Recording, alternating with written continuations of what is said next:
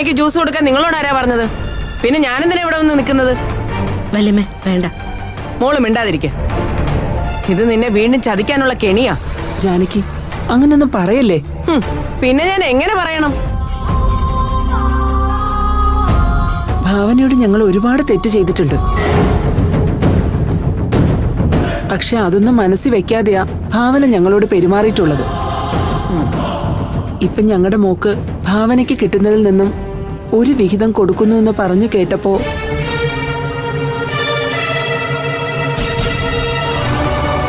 ഇനി ഒരിക്കലും ഞങ്ങൾ ഭാവനയെ ദ്രോഹിക്കില്ല ജാനകി.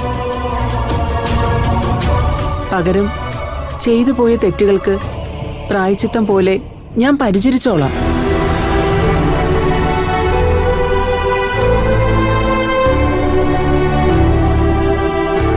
മോളെ, പാപിയായി ഈ ആന്റിയോട് മോള് ക്ഷമിക്കുമോളെ.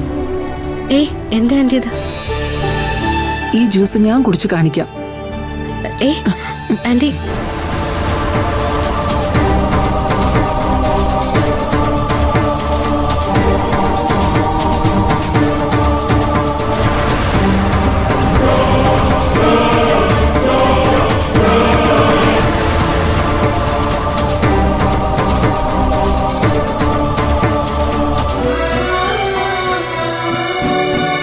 വല്യമ്മേ.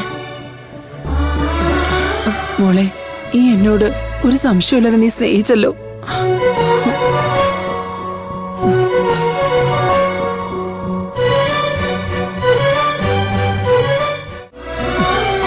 മോളെ. ആന്റി,